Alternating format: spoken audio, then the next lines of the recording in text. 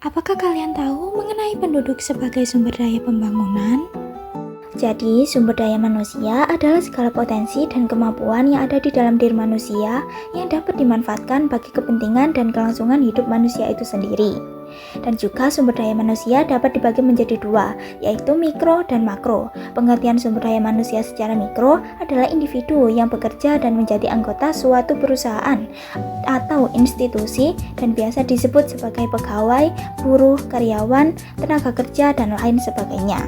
Sedangkan pengertian sumber daya manusia secara makro adalah penduduk suatu negara yang sudah memasuki usia angkatan kerja, baik sebelum bekerja maupun yang sudah bekerja. Dalam sektor pertanian, seperti petani dan buruh tani memproduksi pangan untuk ketahanan nasional. Petani yang menghasilkan bahan pangan untuk memenuhi kebutuhan masyarakat.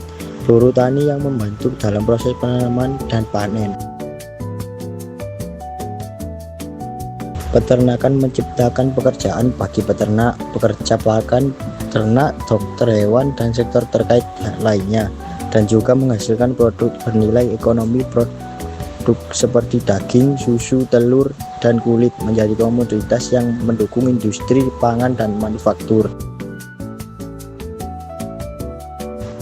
Dalam sektor jasa atau pelayanan publik mencakup berbagai bidang yang dapat menciptakan banyak lapangan kerja bagi penduduk.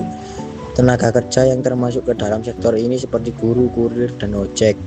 Guru menciptakan sumber daya manusia yang berkualitas untuk pembangunan berkelanjutan. Kurir untuk mendukung pertumbuhan bisnis di era digital, dan ojek menawarkan transportasi yang fleksibel dan cepat.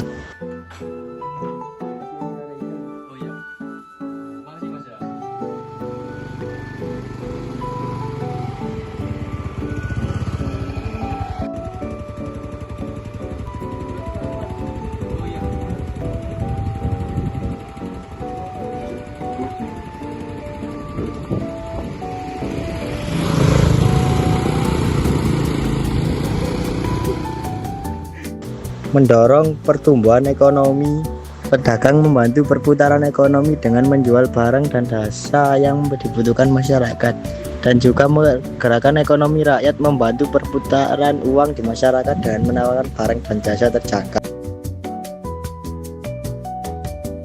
Selain dari contoh yang telah disebutkan sebelumnya, terdapat sektor lain seperti sektor industri yang memiliki tenaga kerja seperti pekerja pabrik dan teknisi yang berperan dalam pembangunan dengan memproduksi barang untuk kebutuhan masyarakat.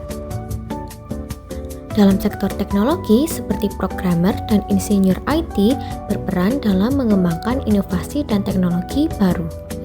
Dalam sektor konstruksi, tukang bangunan dan insinyur sipil membangun infrastruktur dan fasilitas umum. Yang terakhir, dalam sektor transportasi seperti sopir, pilot, dan masinis termasuk juga jasa ojek dan kurir mendukung mobilitas barang dan orang. Itu tadi video penjelasan kami mengenai penduduk sebagai sumber daya pembangunan. Terima kasih sudah menonton dan sampai jumpa.